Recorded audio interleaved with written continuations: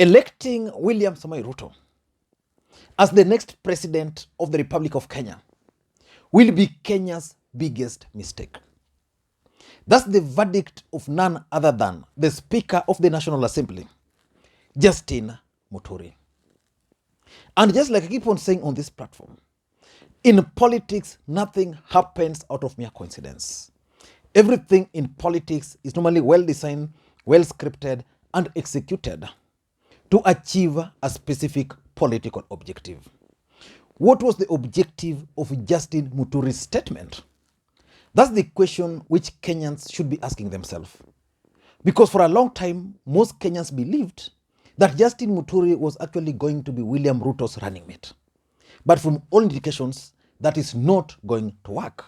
So what was the objective of that statement? Justin Muturi is alleging three important things. Number one, that William Ruto is a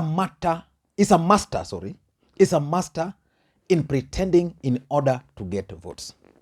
So basically suggesting that William Ruto is just pretending to the people of the larger Mount Kenya region that is good, he will serve their interest just for the goods, for the votes.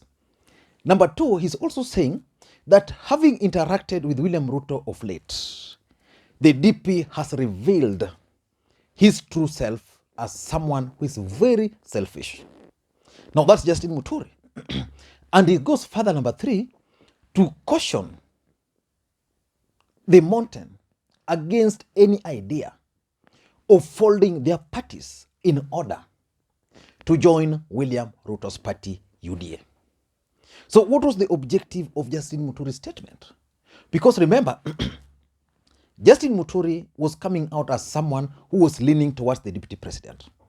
And at some point, it was even suggested that he could be the running mate. And that probably President Uhuru Kenyatta had sent him, or was sending signal to where his votes will be. Justin Muturi is not your ordinary politician in this country. Justin Muturi is the Speaker of the National Assembly of this Republic. And that's important. Apart from that, Justin Muturi is a very close ally of President Uhuru Kenyatta. So when he started showing signal of working with the deputy president, and all of a sudden he's changing, what has happened? Because just recently, there were even suggestions that the president was actually intending to remove him from the speaker position.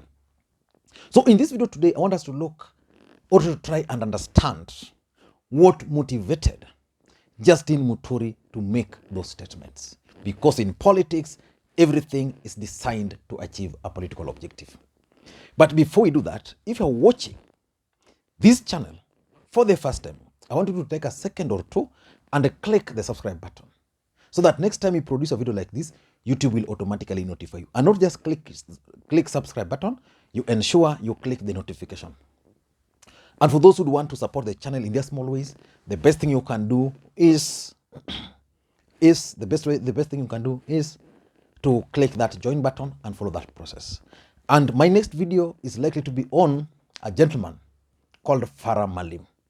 Farah Malim is suggesting that Raila Odinga will be easily defeated by Ruto, and that it's only one Kenya alliance which will also easily defeat William Ruto. What motivated the former speaker to make such a statement? But that's for another day. Let us get back to the main issue for today. Will electing William Ruto be Kenya's biggest mistake? I'm waiting for your answer. Or do you think or believe that William Ruto is the best for this country? That if today Kenyans were to elect William Ruto as the next president of the Republic of Kenya, then the next day, the Republic will definitely succeed. What is your thought on that? In my view, I tend to think that Justin Muturi's statement was motivated by the following factors. Number one is the failure to secure William Ruto's running mate. The truth of the matter is that as things stand today, William Ruto is settling on a running mate. And that running mate is going to come from the larger Mount Kenya region. That is the truth. And Rigathi Gachagua is emerging because the Deputy President, in his own wisdom, has done something very strategic. He has knocked out everybody who was a potential running mate. He started by Moses Kuria, then went to, no, he started by, was it Moses Kuria first or Mwangi Kiunjuri? He began by Mwangi Kiunjuri, knocked him out. Then went to Moses Kuria, knocked Moses Kuria out. The Deputy President then went to who?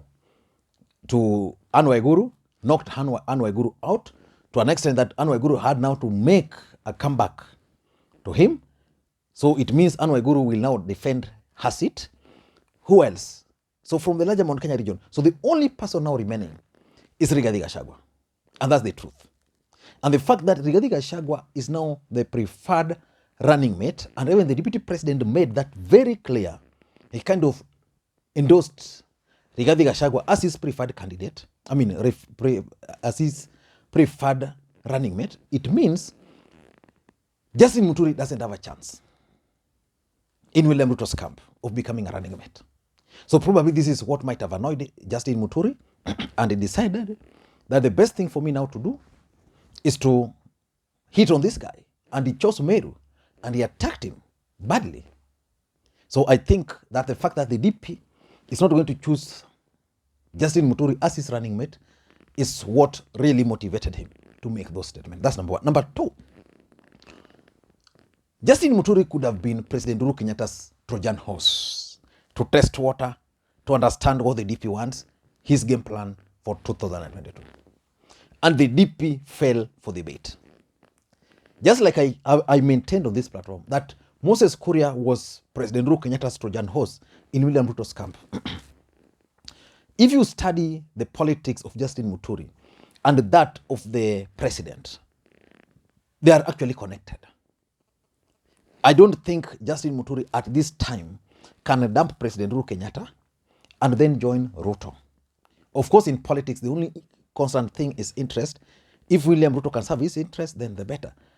But I tend to think, and I have believed that it could be true, that Justin Muturi was actually sent by the president to go and spy on the DP, understand his game plan. And when that comes, when the right time comes, then he was going to leave. And that's exactly what has happened. Because by that time, the deputy president and his brigades were actually very desperate. So when Justin Muturi announced that he was running for the presidency, the first person to join him was the governors from the Mount Kenya East. They pushed him. And then the leadership from the Mount Kenya East. I remember Cecil Mbarire. I remember Mithika Linturi. All those guys pushing for his bid. And then at some point, he started appearing as if he was hitting the president, hitting Raila Odinga. Then at some point now, he went mute. He has now emerged with his true colors, telling us that William Ruto is a master pretender, telling us that after interacting with the DP, he has realized that the DP is very selfish, and then he's advising everybody against following their parties. William Ruto's intention and strategy for the larger Mount Kenya region is that they should form one political party and then contest under that party so that they can win several political seats. Justin Muturi is now saying that's not the thing. So I think he was President Uhuru Kenyatta's trojan horse. If you doubt that, go and check yourself. Number 3, which is important, is that Justin Muturi could actually be positioning himself as a potential running mate to Raila Odinga. Raila Odinga has settled on a running mate from the larger Mount Kenya region. And Junet Mohammed just addressed the media. And according to Junet Mohammed, the event on 10th is not an ODM event. It will be for several other political parties. Right? And he went further to explain that ODM will organize their own events. So I'm foreseeing a situation where Justin Muturi and his party and other parties are likely to join Raila Odinga through an alliance. So the truth of the matter is that President Uhuru Kenyatta and Raila Odinga had the handshake. And from what I'm gathering, there's a high chance that ODM as a political party will produce the presidential candidate. And then President Uhuru Kenyatta, through Jubilee, will produce a running mate. I don't know whether the president will let Justin Muturi go or Justin Muturi will come back to Jubilee or the president wants to kill Jubilee. But the fact of the matter is that as long as the president will have a say on who becomes Raila Odinga's running mate, his chance of appointing Justin Muturi is just so high. Why? Because number one, Justin Muturi comes from Mount Kenya East. Number two, it will also help deal with the issue of Rigathi as a running mate, so that we will have Kikuyus. So if Kikuyus will stick with Ruto, it will be fine. Then Mount Kenya East can then be squeezed into a corner that you have your guy now as a running mate to Raila Odinga. What are you doing about him? So make sure you support him so that Raila Odinga can get the Mount Kenya East, and they are not few. Meru, Tharaka, Embu, they are scattered. You add to a 1, 2, 3 from the Kikuyu nation, Raila Odinga will be home and dry. And that's probably what the president wants. So Justin Muturi has been well molded, ready for that. So I think the timing, because Raila Odinga's event is actually this week, Justin Muturi is making this statement just a few days to this big event. And number 4, I think Justin Muturi, in my view, has a clear strategy. A strategy of probably post-2022. That they are going to have political parties in the larger Mount Kenya region so that they don't allow Ruto to control and dictate to them who will be elected. And once elections are completed, then they can bring those small parties together and probably form a major political party. And that's why he's insisting that the people of the larger Mount Kenya region should not allow themselves to fold their political party. I don't know what you think. And lastly, I think Justin Muturi is also asking the question, in whose hands are we safe? Every concerned Kenyan is asking that question. In whose hands are we safe? Is it Ruto? Is it Raila? Or is it who?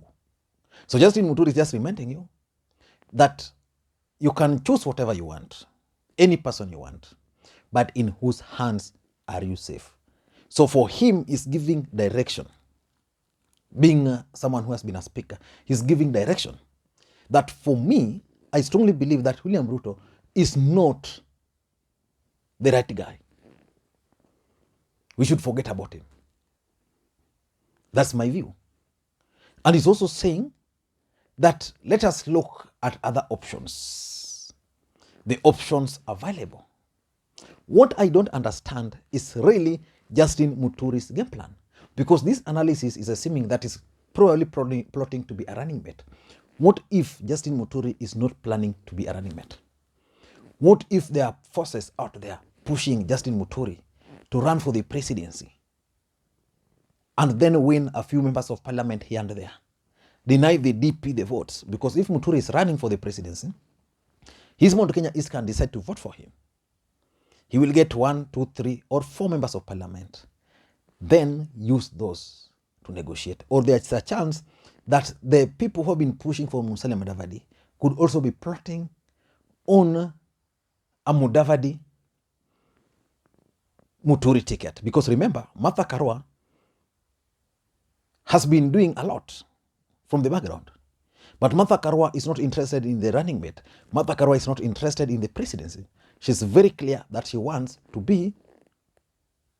Karua wants to be the governor for Kirinyaga in 2022, which means she's already out. So Justin Muturi is likely to be the guy who is going to emerge as the face of the larger Mount Kenya region. I don't know what to think. If you're watching this channel for the first time, please take a second to click that subscribe button now. Just click it now. Let me give you seconds for those who have not really subscribed. Just subscribe now. It doesn't even cost anything. It's free. Just click that subscribe button now. I'm waiting. Okay. Thank you so much for taking your time and also for listening to me. I'm trying so hard to be impartial. Most people accuse me of being partisan. No. Just looking at views or at issues the way they are. Thank you guys, and please, may you have a good day. Bye bye.